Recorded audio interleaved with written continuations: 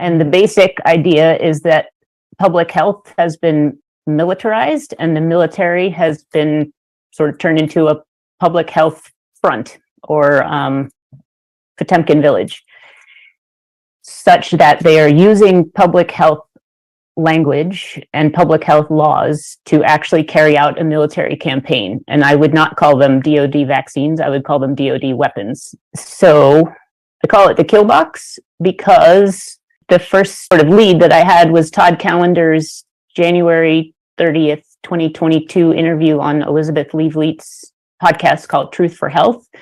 And he described it as a kill box. And then I looked that up and it turns out it's a military term for establishing a geographic space or three-dimensional area for a military attack by air and by surface to kill the people who are in it and then dismantle the kind of framework and move on to the next campaign.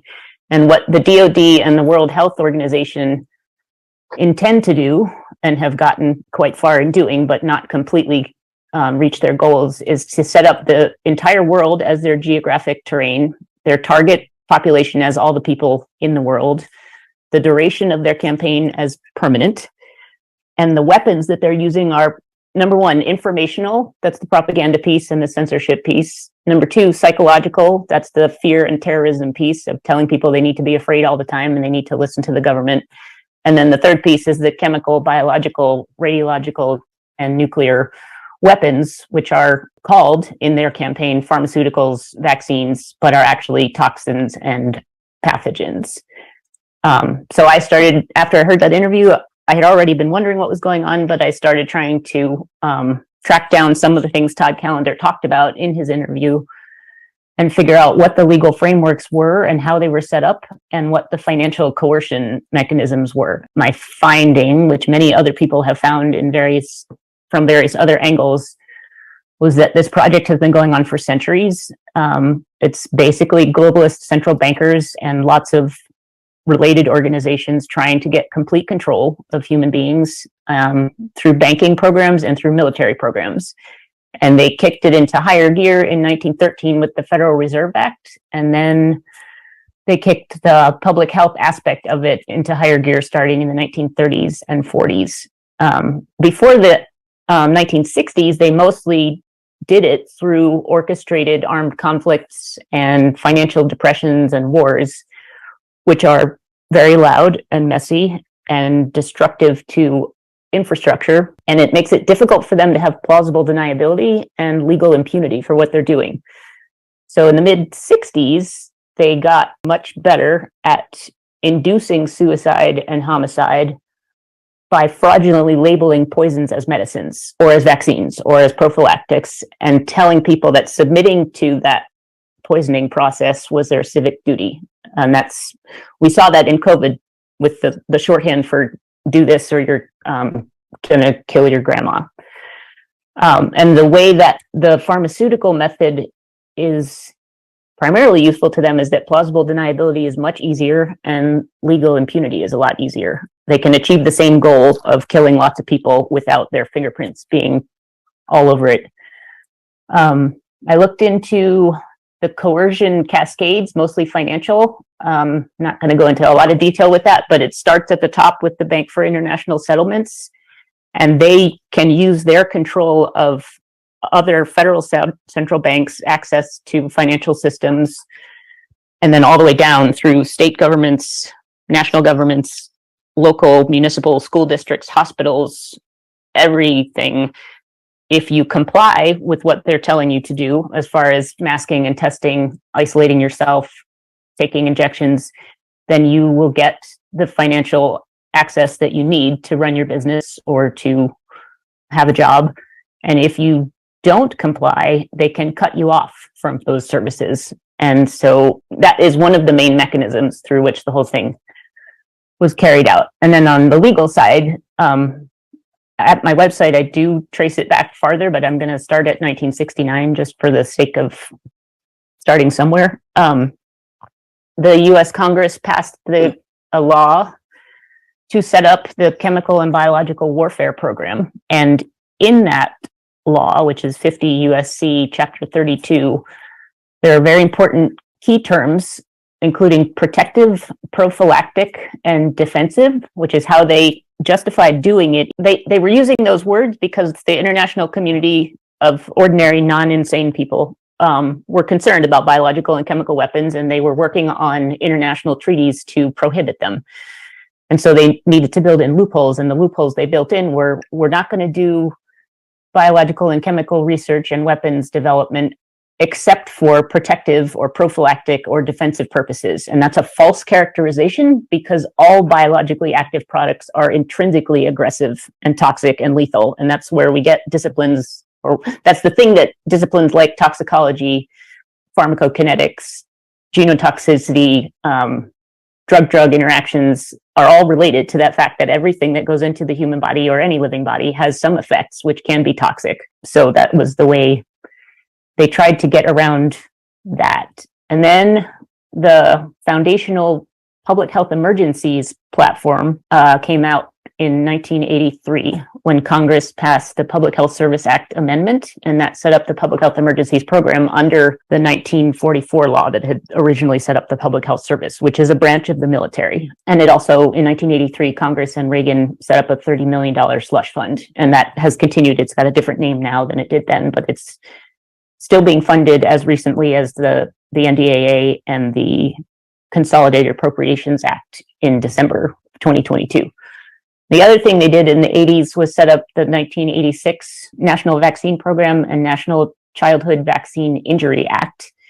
And that's the one that set up the liability exemption for manufacturers and funneled anyone who was injured by a vaccine into this different compensation program. And that's been used as a model since the COVID started for the countermeasures injury compensation program. So the international piece, the cornerstone, is the World Health Organization, which is not a health organization. It's a military organization because of this merger that I'm talking about. It's sort of the military arm of the one world government that they're trying to set up. And they did a set of amendments to the international health regulations in 2005 that entered into force in June 2007. But basically, the IHR, which are currently going through another round of amendments to make them worse, called on national governments to strengthen their own domestic laws and fund more programs for surveillance, testing, detention and quarantine, physical control, and forced treatment during international outbreaks of communicable diseases. And the pretext that they used, because it was bankers who were doing this, was that they needed to protect international trade from disruptions caused by disease outbreaks. But the real intent was to set up these legal systems that transfer sovereign government from the nation state to the World Health Organization and the BIS automatically when a public health emergency of international concern has been declared. And Congress and US presidents and the cabinet complied with that demand from the World Health Organization. So two of the key years were 1997 and 98. That was when the beginnings of the emergency use authorization program was set up, and when they transferred the CBRN weapons stockpile from DoD classification, I guess, to HHS or CDC classification and control. It was the same products, as far as I can tell. It was just a relabeling and a rehoming of them. And the EUA, that was kind of a two-step thing. At the time, the public was really upset about the use of unapproved vaccines for anthrax on military troops and the horrible adverse effects they were having. So Congress passed a law in November to kind of revoke authorization for testing or using unapproved products on military troops. But 3 days later, in a different law, made it so that the same programs could be done, but the target population would be expanded from just military troops to the entire American population. Then, around 2000 to 2002, using the momentum from 9/11 and the anthrax attacks on Congress, they set up, through the statutes, again, program management sort of structures. They did that through the 2000 Public Health Threats and Emergencies Act through the 2001 Authorization for Use of Military Force. And people talked about this at the time. It was construed as putting the country into a permanent state of war, the global war on terror, with every other country in the world. So there was no geographic limitation, there was no time limitation, there was no identified enemy other than terror. And through that, I think other people figured this out at the time, and then it sort of got suppressed. But it made everyone in the world into a presumptive combatant or enemy target. So it was essentially a de facto covert global martial law act by the US government. And then in those early 2000s, we also got the Patriot Act, the Public Health Security and Bioterrorism Preparedness and Response Act, and the Homeland Security Act. And those were just more of the merging of the DHS, the DOJ, the HHS, the Department of Defense, all of the cabinet agencies. So since then, 2003 to 2009, there have been lots and lots of executive orders on these things, lots more statutes and appropriations, lots of agency regulations, guidance reports that were circulated to state, local, and tribal authorities and law enforcement so that they would know that under a public health emergency, they are subordinated to the federal military. FDA issued a lot of guidance for industry documents and sent those out to the pharmaceuticals and to the academic organizations and NGOs to let them know about how FDA was going to handle experimental products like vaccines, gene therapies, biologics. And they did more test runs like 2003 SARS, 2006 MERS, and 2009 H1N1. That brings us up to the Other Transactions Authority. And this was revealed through Pfizer's April 2022 motion to dismiss whistleblower Brooke Jackson's False Claims Act case. They said this was not a vaccine, it was a DoD prototype, and we were never obligated to do valid clinical trials. We were never obligated to prove safety or efficacy to anyone. We never had to get FDA authorization through any of the normal guidance for industry channels because it was a prototype. On October 4th, 2022, the US government endorsed that view and filed a statement of interest and support for the motion to dismiss, basically saying that clinical trials were never material or necessary for DoD to pay the contractors for producing and distributing the bioweapons known as COVID-19 vaccines. And so all of this became visible from 2020 to the present when the World Health Organization Secretary General issued the Public Health Emergency of International Concern at the end of January 2020. And the HHS secretary immediately triggered the domestic frameworks through the determination that a public health emergency exists, followed by PrEP Act declarations for medical countermeasures, which are the weapons. And then Congress and the presidents, Trump and Biden, passed several additional congressional acts funding and reinforcing the structure of the kill box, and issued more executive orders under the Defense Production Act, under the Stafford Act, under the National Emergencies Act to sort of build out the program. Basically, what it built is a huge public and private funding stream for military-led bioweapons research and use, eliminated informed consent by reclassifying people who could potentially be carrying a disease as presumptive national security threats.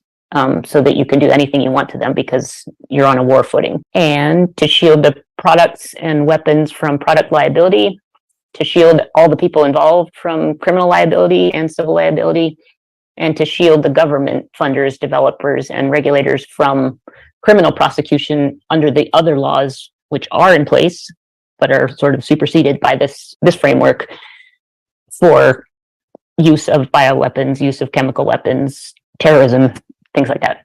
I see it as a joint project between the U.S. Department of Defense, a coordinating committee of that, the Federal Reserve, and the World Health Organization and the Bank for International Settlements, and the United Nations. But the World Health Organization is like a subsidiary of the UN. And there are things that the globalists do not like. They don't like constitutions and charters. They don't like the conflicting statutory frameworks around bioterrorism, war crimes, genocide, torture. They don't like any of that stuff. They don't like when states and provinces and counties and like towns pass their own laws protecting informed consent, protecting people from for consumer safety. They actually put out a report in October 2022. State laws limiting public health protections hazardous for our health. And there's a whole bunch of things in there that states have started doing that the globalists do not like. So doing more of those things, more bringing control back to the state, more using Article 10 of the Constitution to reclaim state authority. Those are all extremely useful. And I do think it's going to break. I think there's going to be a tipping point and the criminal prosecutions are going to start.